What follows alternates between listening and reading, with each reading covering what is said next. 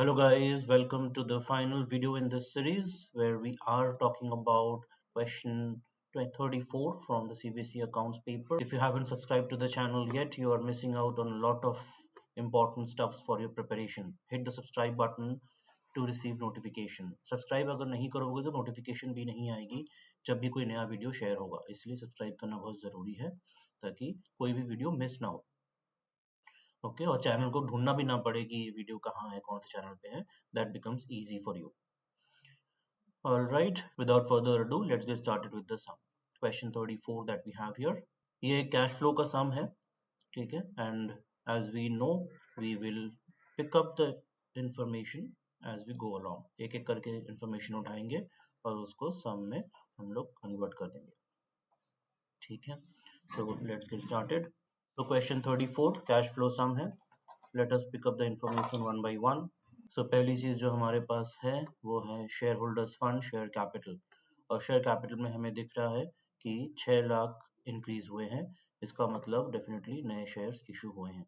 That becomes financing, लेकिन हमें यहाँ बोला गया है only prepare cash flow from operating activities, ठीक है। तो सिर्फ ऑपरेटिंग का ही करना है यहाँ पर।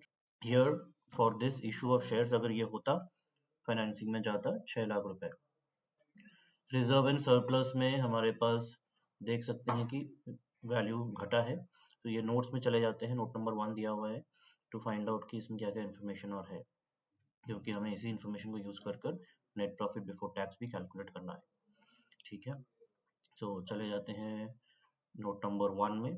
सो यहाँ पे देख सकते हैं रिजर्व एंड सरप्लस, ये सरप्लस बैलेंस ही है विच इज 3,60,000 और जो घट के हो गया है 75,000। देख लेते हैं एनबीटी कैलकुलेशन में। नेट प्रॉफिट है, यहाँ पे जो रिडक्शन हुआ है 2,85,000, ये मेरा लॉस है, ठीक है। और इसमें हम टैक्स ऐड करते हैं, यहाँ पे दिख रहा है हमें प्रोविजन फॉर टैक्स है जो कि 2,04,000 है और 2,10,000 है, ओके, फॉर डिफरेंट ईयर्स। लेकिन इसके साथ ही साथ चेक करना होता है कि कोई इन्फॉर्मेशन नीचे दिया हुआ है कि नहीं। सो यहाँ दिया हुआ है tax for 80,000 was paid during the year, ठीक है। तो जब भी थर्ड इन्फॉर्मेशन रहती है क्वेश्चन में, हमें प्रोविजन फॉर टैक्स अकाउंट बनाना पड़ता है, जो कि यहाँ पे हम देख सकते हैं, ठीक है। ये हमारा प्रोविजन फॉर टैक्स अकाउंट है, जहाँ पे balance BD is on the credit side, balance CD is on the debit side. Statement of PL है जो बैलेंसिंग फिगर आएगा, और टू बैंक अकाउंट है 80,000, यही है जो पेमेंट हुआ है। सो ये 74,000 जो है ये बन जाता है provision for tax during the year, ठीक है, जो स्टेटमेंट ऑफ पीएल से निकल के आता है, और यही अमाउंट हम यहाँ पे ऐड करेंगे। सो बी वेरी केयरफुल, ये अकाउंट बनाना ही पड़ेगा जब भी एक्स्ट्रा इन्फॉर्मेशन नीचे दी हुई रहेगी, ठीक है। सो मेरा बन गया 2,11,000 as net loss before tax, और यही मेरी कैश फ्लो की शुरुआत होगी इसी से। So net profit before tax and extraordinary items, इसको नेट लॉस लिखना ब्रैकेट में 2,11,000, ठीक है। ये हो गया मेरा पहला इन्फॉर्मेशन। अब चले आते हैं फिर से क्वेश्चन में। First item is done. Next item है लॉन्ग टर्म बोरोइंग्स, जो कि वी कैन सी इंक्रीज हुई है 1,80,000 से 2,40,000। फिर से नोट नंबर 2 है, चलते हैं नोट नंबर 2 में। 10% डिवेंचर्स है, 1,80,000 से 2,40,000 हुआ है। सो और कुछ नहीं है यहाँ पे। This is again issue of debentures जो कि फाइनेंसिंग में जाता है। ऑपरेटिंग में आएगा सिर्फ इंटरेस्ट। हमें ये चेक करना है यहाँ पे कि ये डिवेंचर्स, नए डिवेंचर्स कब इशू हुए हैं। यहाँ पे बोल दिया है कि 31 मार्च को इशू हुए हैं 2021, मतलब इस साल के एंड में, मतलब नए साल के शुरुआत में। तो ये जो 60,000 डिवेंचर्स इशू हुए हैं ये साल के शुरुआत में ही हो गए हैं। तो टोटल डिवेंचर्स जो 2,40,000 के हैं उसी पे इंटरेस्ट कैलकुलेट होगा, ठीक है। सो इंटरेस्ट बन जाता है 10% ऑफ 2,40,000 विच इज 24,000, और हमें पता है कि यहाँ पे ये ऐड होता है। यहाँ पे ऐड हो गया इंटरेस्ट ऑन डिवेंचर्स 24,000, ठीक है। So this is done. इसके लिए 1 मार्क है। एनबीटी कैलकुलेशन के लिए हाफ मार्क अलॉटेड रहते हैं, जो कि सिक्योर हो जाएंगे if you do it correctly. अब मूव ऑन करते हैं नेक्स्ट इन्फॉर्मेशन पे that we have in the sum. Long term borrowings हो चुका है। करंट लाइबिलिटीज में ट्रेड पेबल्स हैं जो कि रिड्यूस हुए हैं, और ये जाता है मेरा वर्किंग कैपिटल चेंजेस के एडजस्टमेंट में डिक्रीज हुआ है तो डिक्रीज लेस होता है करंट लाइबिलिटी का। Decrease in current liabilities trade payables 42,000 negative figure यहाँ पे आ गया, इसके लिए हाफ मार्क है।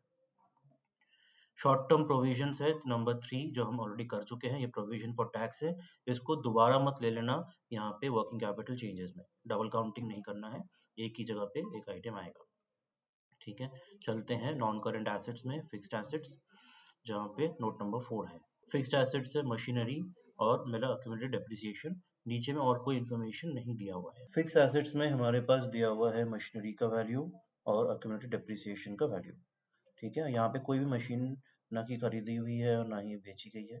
इस केस में सिंपल अक्यूमुलेटेड डेप्रिसिएशन का जो बैलेंसेस है दोनों को माइनस करना है, इसी से मिल जाएगा हमें depreciation during the year which is 75,000, जिसके लिए यहाँ पे हाफ मार्क अलॉटेड है, जो यहाँ पे नॉन कैश और नॉन ऑपरेटिंग एक्सपेंसेस में ऐड होता है। ठीक है, अब चले आते हैं हमारे नेक्स्ट आइटम पे, मेन सम पे चलते हैं। So non current assets are done. अब है इन्वेंट्रीज, जो कि हम देखते हैं यहाँ पे डिक्रीज हुई है। इन्वेंट्रीज डिक्रीज होना मतलब वर्किंग कैपिटल चेंजेस में ऐड होना, करंट एसेट्स जब डिक्रीज होता है उसको ऐड किया जाता है। सो डिक्रीज इन इन्वेंट्रीज 33,000 लिख दिया, इसके लिए भी हाफ मार्क है यहाँ पे। ठीक है, और एक चीज जो फाइनल चीज रहती है वो है tax paid during the year, जो हमारे इस कैलकुलेशन से ही आ गया है, टू बैंक अकाउंट 80,000, जो कि क्वेश्चन में भी दिया हुआ है। तो ये टैक्स पेड ही यहाँ पे 80,000 लेस होगा। सो टैक्स पेड करने के बाद जो फाइनल आंसर आएगा वही हमारा होगा net cash flow from operating activities. अगर नेगेटिव आता है तो net cash used in operating activities हो जाएगा ये। ठीक है, शुरू से कैलकुलेशन देख लेते हैं। 2,11,000 प्लस 99,000 विच इज माइनस 1,12,000। ठीक है, उसमें 9,000 और हम लोग सब्ट्रैक्ट करते हैं, मतलब ये दोनों नेगेटिव फिगर ऐड हो जाएंगे। आई हैव माइनस 1,21,000, उसमें टैक्स पेड और ऐड हो जाएगा as a negative figure 80,000। So final cash used in operating activities होएगा 2,01,000, जो कि हमारा फाइनल आंसर है, इसके लिए भी हाफ मार्क है। हर कैलकुलेशन के लिए हाफ मार्क अलॉटेड रहते हैं। Be very careful about the calculation that you are doing, and this is the entire sum on cash flow. सिर्फ ऑपरेटिंग एक्टिविटीज ही करने दिया गया था यहाँ पर। अगर फिर भी कोई क्वेश्चन दिमाग में आता है या समझ में नहीं आता है, then do ask me in the comments box below. I'll help you out. And if this really helped you, hit the like button and share with all your friends as well, so that they can also understand things at a concept level and you can have a group understanding together. Stay tuned to this channel because we have loads of videos coming in that will help you to prepare even better. Thanks for watching.